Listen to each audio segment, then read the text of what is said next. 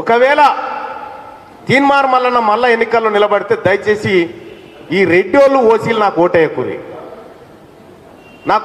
ఈసారి. నా బీసీలు సరిపోతారు నాకు, ఇంకా నా వాళ్ళే సరిపోగా మిగులుతాయి. మీరు ఈ మాట చెప్పురి, మీరు ఓటేయకురు అని చెప్పురు చూద్దాం. సెక్రటేరియట్ పోయినా, ముఖ్యమంత్రి గారిని కలవడానికి పోయినాం. కూర్చుంటే ఒక ఆయన వచ్చిండు, ఓ రెడ్డి గారు వస్తే వీళ్ళందరూ ఎమ్మెల్యేలు అంతా లేచి ఆయనకు నమస్తే పెడుతురు.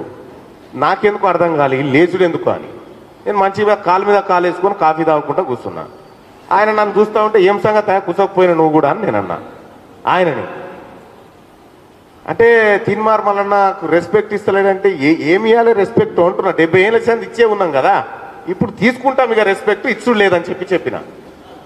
అంటే కేవలం మనల్ని ఎట్లా అంటే వాళ్ళు ఏదో పెద్దగా అయినట్టుగా ఎంతరవై ఇంత పిడికెడు మంది మీరు, ఈ బీసీల ముందు పిడికెడు మంది మీరు, ఈ పిడికెడు మంది ఇంతమందిని శాసిస్తా అంటే చూస్తూ కూర్చుంటాం.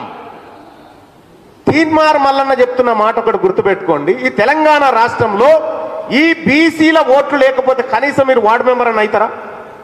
ఒక్కడన్నా వార్డు మెంబర్ గెలుస్తారా? వార్డు మెంబర్ కూడా గెలవలేరు మీరు. నేను ప్రతిరోజు ఒక నియోజకవర్గం లెక్క తీసి బయట పెడతా ఉన్నా. ఇలా హుజూర్ నగర్ కాన్స్టిట్యున్సీ కోసం పెట్టిన. హుజూర్ నగర్ కాన్స్టిట్యున్సీలో 5 సార్లు అసెంబ్లీ ఎన్నికలైతే 5 సార్లు రెడ్లే ఎమ్మెల్యేలు అయ్యారు. హుజూర్ నగర్ నియోజకవర్గంలో 7 మండలాలు ఉంటే 4 అన్రిజర్వ్డ్ ఉంటే 4కి 4 జెడ్పీటీసీలు రెడ్డిలే, అసలు బీసీ జెడ్పీటీసీ లేడాడ. ఇది ఇట్లా జరుగుతూ ఉంటే మరోవైపు ఈడబ్ల్యూఎస్ పంచాయతీ, ఈడబ్ల్యూఎస్ కోటాలో వాళ్ళు ఎంత శాతం ఉన్నారు? మొత్తం తెలంగాణ రాష్ట్రంలో ఓసీల జనాభా 6.98%. 6.98% ఉన్నటువంటి ఓసీలకు 10% ఈడబ్ల్యూఎస్ కోట అమలు చేస్తూ ఈ పద్మశాలి బిడ్డలది, ఈ ముదిరాజు బిడ్డలది, ఈ గౌడ బిడ్డలది, ఈ బీసీఏ బిడ్డలది అందరి నోటికాడు బుక్ ఎత్తుకపోయి ఇప్పుడు వాళ్ళకు పంచి పెడతా ఉన్నారు. ఇక్కడ రెడ్డోల పిల్లగానికి 250 మార్కులు వచ్చిన సీట్ వస్తుంది, మన బిడ్డలకు 300 మార్కులు వచ్చిన సీట్ వస్తలేదు. దొంగతనంగా ఎత్తుకపోయి ఎవరి సొమ్ము ఎవరు తిని బతా ఉన్నాడు. ఇలా ఎవరి సొమ్ము మీద ఒక ఆయన అంటాడు బీసీలను ఆదుకుంటారు. నువ్వేం ఆదుకునే లొటపీసు, నువ్వు ఆదుకునేదేంది? బీసీలకు ఆ దమ్ము లేదా? ఎవరి సొమ్ముతో ఏం నడుస్తా ఉంది తెలంగాణ రాష్ట్రంలో?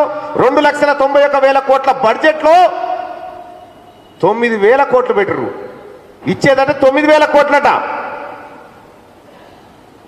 నేను ఒక మాట చెప్పిన, రే మీరైతే బీసీలకు ఏం చేస్తారో తెలియదు, ఏమి ఇవ్వమంటే ఇస్తలేరుగా, మేము ఎంత కట్టానో అప్పు చెప్పుర్రా భయ్ అని చెప్పిన. అప్పు ఎంత బాకినామో అని చెప్పి అడిగిన. ఇక్కడ మొన్న అమృత్ స్కీమ్ టెండర్లు అయినాయా? అమృత్ స్కీమ్ టెండర్లు అయితే 3,561 కోట్ల రూపాయలు పెట్టిరు. పెడితే పంచుకుంది ఒకటి పొంగులేటి శ్రీనివాసరెడ్డి పంచుకుండు, అందులో 1,100 కోట్లు, ఇంకోటి మెగా కృష్ణారెడ్డి, ఇంకో రెడ్డి, ముగ్గురు పంచుకురు 3,000 చిల్లర కోట్లు. ఎక్కడి నుంచే ఆ పైసల కథ ఏంటంటే మన బీసీల నెత్తి మీద 1,924 రూపాయలు 26 పైసలు చొప్పున అప్పు చేసి పంచుకురు వాళ్ళు. ఎవడు కట్టాలంటే మనమే కట్టాలి. పంచుకుంది వాళ్ళు. బీసీ కాంట్రాక్టర్ లేడు,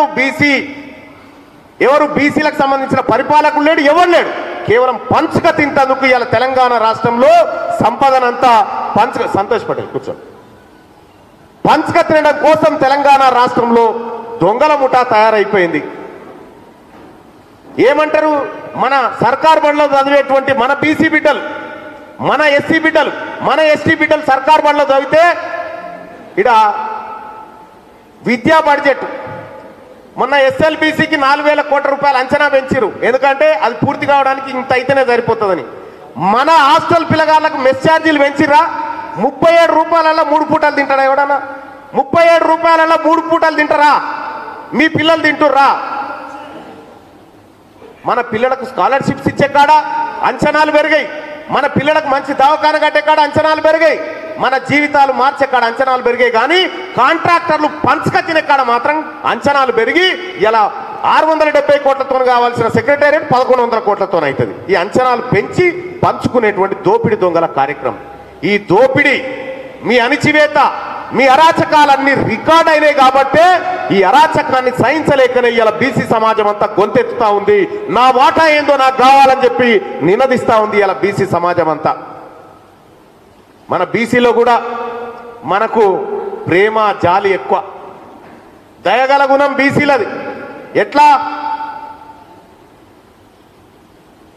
రెడ్డి గారు వచ్చే 500 రూపాయలు క్వార్టర్ సీసన్ ఇచ్చే మనకు ఇయంగానే తీసుకుంటుంది. ఇదే 500 రూపాయలు క్వార్టర్ సీసా తీసుకుపోయి ఆ రెడ్డి గారి ఇంటికాడ ఓటు కొనుక్కరాపో చూద్దాం, అమ్ముతారా వాళ్ళు? మేము ఓటు అమ్ముతా అమరా అంటారు. ఎందుకంటే వాళ్ళకు ఓటు విలువ తెలుసు కాబట్టి. అంబేద్కర్ అనుకే నేను పదే పదే చెప్తా ఉన్నా, ఓటేసేటప్పుడు అంబేద్కర్ పరదాటం కట్టిండు. ఎందుకు కట్టిండంటే ఆడికి పోయినాకనన్నా నీ బీసీ వానికి నీ వానికి ఓటేసుడు నేర్చుకోరా అని చెప్పిండు. కానీ మనం అది అందుకోలే. ఇప్పుడు చెప్తా ఉన్నా, ఈ రాష్ట్రంలో భూకంపం పుట్టబోతా ఉంది. ఆ భూకంపము ఖచ్చితంగా బీసీలు సృష్టించబోతున్నటువంటి భూకంపమే. ఇక్కడ బీసీలో ఉన్నటువంటి రాజకీయ నాయకులకు కూడా చెప్తా ఉన్నా, డ్రామాలు బంద్ చేసి సప్పుడు యొక్క ఈ బీసీలు పిలుస్తా ఉన్నారు, ఈ జాతి పిలుస్తా ఉంది, ఈ ప్రజా సంఘాలు పిలుస్తా ఉన్నాయి, ఈ నేతలంతా పిలుస్తా ఉన్నారు. వచ్చి వీళ్ళ మధ్యలో నిలబడి వాళ్ళకు మద్దతుగా నిలబడు, లేకపోతే ఈ చరిత్ర క్షమించదు. మళ్ళా జన్మ లేదు. ఉందా? పోయిన జన్మలో ఏమన్నా నీడు ఉన్నారా?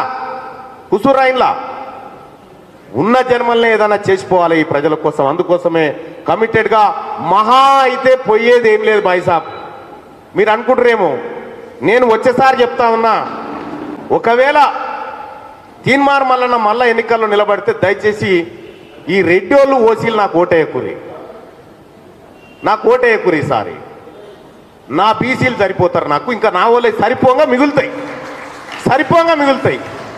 మీరు ఈ మాట చెప్పురి, మీరు ఓటేయకూరు అని చెప్పురు, చూద్దాం. ఇక ఖచ్చితంగా అబ్కీ బార్ థ్యాంక్ యూ. ధన్యవాదాలు తీన్మార్ అన్న గారికి.